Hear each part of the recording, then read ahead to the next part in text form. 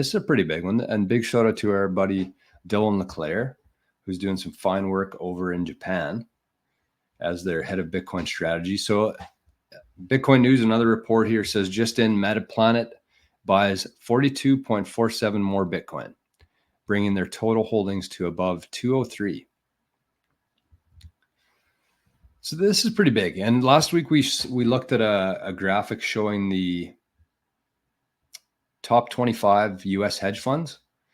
And I think there was about half of them, more than 50%, are now holding Bitcoin or have exposure to the Bitcoin ETF. Looks like Metaplanet's actually buying Bitcoin. And I'm guessing if Dylan LeClaire is involved, they're probably holding it themselves. But where I was going with that is that if you look at the top 25 hedge funds in the US, as I said, half of them now have Bitcoin exposure, which is pretty big in itself.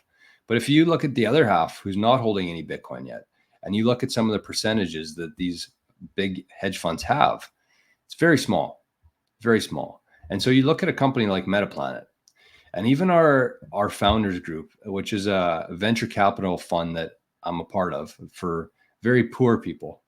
I shouldn't say poor, but the little guy. You don't need to be an accredited investor or anything like that.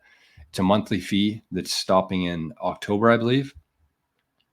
But the cool thing about our founders group, similar to Metaplanet, is that the founders group is actually holding about 80, 90 to 100 Bitcoin.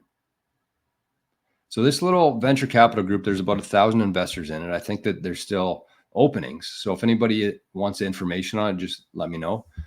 But for a small fund like that to have 100 Bitcoin, let's say, and Metaplanet now holds over 200 Bitcoin, even though those seem like small amounts, if you compare it to some of these big institutions and big hedge funds, it's a pretty significant amount. And if you believe that Bitcoin is going to be the next world reserve currency and it's going to do what we think it is, then that, even though it seems like a small amount today, that's going to be massive in the future. And by the time it gets to being massive in the future, if you miss out on something like this, whether it's investing in Metaplanet, investing in Semlar Strategic, MicroStrategy, the venture cap group that I'm in, anything like that, if you miss this small opportunity here,